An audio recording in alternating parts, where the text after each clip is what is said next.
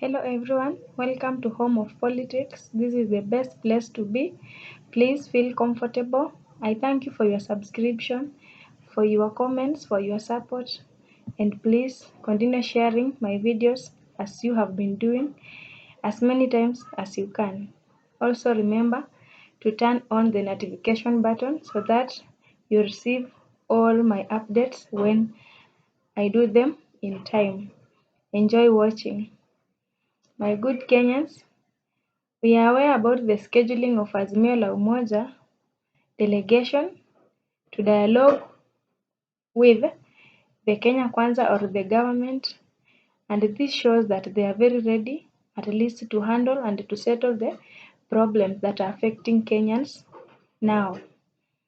If we can compare the dates, something here is not a coincidence.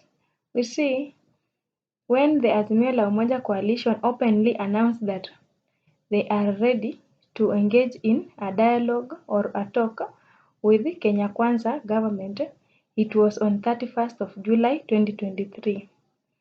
And something fishy is happening here because they said they are even ready to discuss with the government about the issue affecting Kenyans, even if the government can schedule it to start on 1st of August. They are very ready.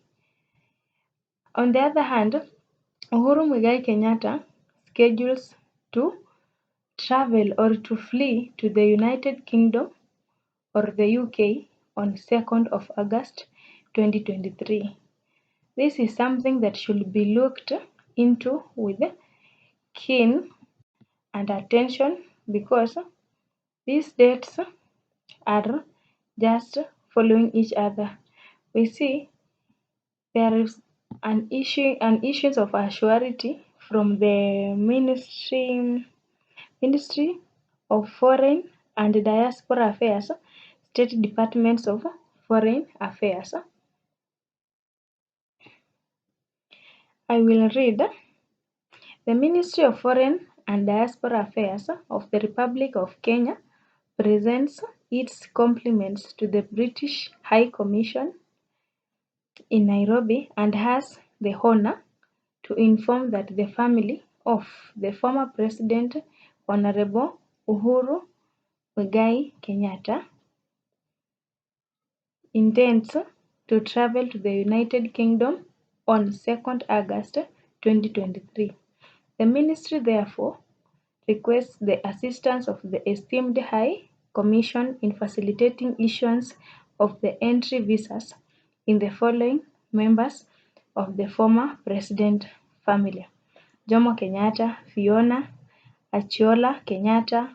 We also have Margaret Wanjiku Bele Kenyatta, Uhuru Muigai Kenyatta, Theresia Awuor Kenyatta, Ngina Kenyatta, Alex Kagonga Mwai, Emma Waitherero Kenyatta Mwai, Muhoho Kenyatta.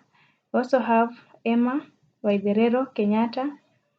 We have Grace Virginia Wanjiku Gadhigia, Catherine Ndandu Wambua, Marian Ndunge Mwema, Susan Wanjiku Gathiongo, Amos Muchemi Nderitu, George Nihiga Kimanchio, and Jonathan Ekiru Esion. This one was issued, it was signed very early in July 18th, 2023. And the departure was to be on 2nd of August, that is tomorrow. My good people, this is just a strategic plan that is being planned, and there are games that are being played behind the scenes, because when we see about the delegation of Azimio la Umoja, they scheduled it on 31st July 2023 and they were ready to start the conversation even on 1st August. But for Uhuru Kenyatta and his family, he scheduled the departure from the country on 2nd of August. And if I can remind you, previously during the demonstrations, when Uhuru Kenyatta was suspected as among the people who have been funding demonstration, He came out openly, he denied it, and he said he is willing to offer advice to President William Samoei Ruto, and he is very, very willing to meet the president if only the president is interesting and willing to meet with him too. We see the irony here, or the opposite of the fact is the president William Ruto has not even given any consideration to that statement which the former president Uhuru Kenyatta had issued. Interestingly, he finds interest in meeting and having a talk with Raila Odinga and the opposition at large. This is just to restore maybe and as something like a good relationship between them, but there is some reason behind it.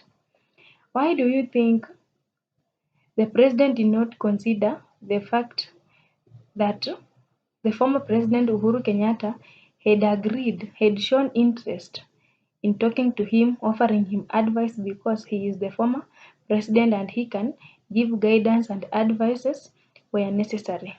But instead, he agrees to meet with Raila Odinga and the opposition, and Raila Odinga before he was not even willing to meet the president because of the handshake stories. Why do you think he just decided to do what? To meet the opposition?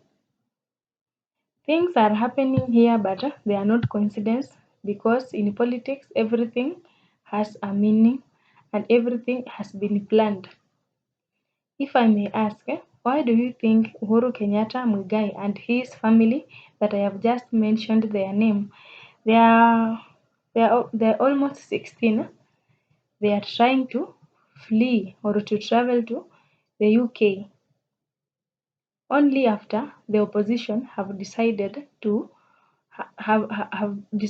make their intentions known to the government that they are willing to have a talk, an open talk. Why do you think the family of Uhuru has to travel to the foreign country? Why? In Kenyan history, politics and everything, things are there that are very specific, and one of the characteristics of Kenyan politics is betrayal. This is one of the first, and it is a heaviest character that is being displayed in the politics of Kenya, betrayal. During the handshake period, we see Raila Amolo Odinga and Miguna, they were one. They were even drinking from the same cup. They were singing the same song, but unfortunately, things backfired for Miguna after swearing in Raila Amolo Odinga as the people's president. And surprisingly, Miguna was sent to exile in Canada, and Raila Amolo Odinga remained enjoying the benefits and enjoying the calmness of being a Kenyan citizen, eating on the same table with Uhuru Kenyatta. That one is a betrayal because as a true friend, as a true companion who are suffering from the same thing, Raila Amolo Odinga could stick with Miguna even when they were dining on the highest table with Uhuru Kenyatta. Another second characteristic of Kenyan politics, we have repetition. How? Repetition repeats itself maybe in politics because Uhuru Kenyatta is afraid of the betrayal that happened to Miguna. And don't forget that here we are dealing with Raila Amolo Odinga as a constant factor. He has never changed. He's still the same and he'll still be the same. So, the relationship between Uhuru Kenyatta and Raila Amolo Odinga in the past regime can bring a very big impact now, and tables can overturn anytime within a blink of an eye because the same Raila Odinga who betrayed his closest person who was willing to risk his life to swear him in as the president, he is the same person who betrayed Miguna. And since Raila Amolo Odinga has openly accepted to have an open talk with the government, Uhuru Kenyatta has seen it as a betrayal that can repeat to happen on himself the same way as it happened to Miguna, because he is even not sure about what Raila Odinga and the delegation will present to the president and the government at large. And so he is sensing there is a little betrayal that might arise. And before these things get worse, then he has to disappear in the country before the talks have been tabled. And so he is afraid of these two things, betrayal and repetition.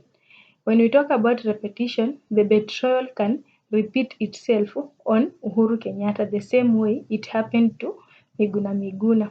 My good people, these things have been scheduled, and before I conclude, what do you think about the discussion or the talk that the opposition delegation and the government are intending to have? I helped you on my previous video to compare the agendas of both parties, the opposition and the government, and we saw the concern of the opposition is not even prioritized in the agenda of the government. And what if this thing cannot be achieved as they had been intended to be the outcome? Then it means whatever might happen from behind, Uhuru Kenyatta and his family is safe. They have nothing to be counted upon. They have no loss because they have already ran away in another foreign country, and they feel they have done it as clever people, but maybe things can unveil and he can find himself in the same mess despite him being away. My good people, that one is my own analysis about the intention of this family fleeing away from the country. I don't know about your opinion. Please share with me what you are thinking, and thank you for watching. Good day.